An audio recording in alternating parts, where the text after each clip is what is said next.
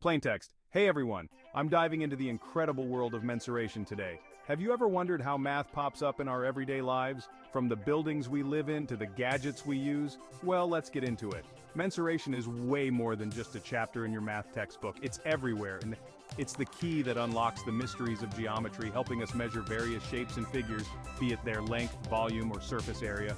Exciting, right? Now let's talk about why this is super cool. Imagine you're an architect or an engineer. Every curve of a bridge, every angle in a building relies on understanding these principles. Or maybe you're in a park, looking at a sculpture, and you're struck by a sudden curiosity about its surface area. That's mensuration at work. Here's the real scoop. Understanding 2D and 3D shapes is fundamental. For 2D, think of flat shapes like circles and squares. For these, we calculate area and perimeter. Simple enough, right? But when we step into the 3D world, things get even more interesting. Now, we're talking about cubes, cylinders, and spheres. Here, not only do we consider area, but also volume, which is how much space these shapes occupy. And guess what? I've got a little challenge for you.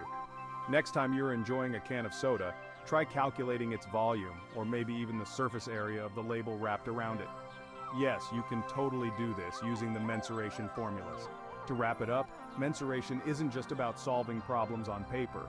It's about applying these concepts in real life, making sense of the world in a mathematical way. And hey, who knows, maybe this will spark a passion for architecture or engineering in some of you. So, keep exploring, keep calculating, and turn your curiosity into knowledge. That's all for today, but don't forget to like, subscribe, and hit that notification bell for more exciting dives into the world of math and science. Until next time, keep learning and stay curious.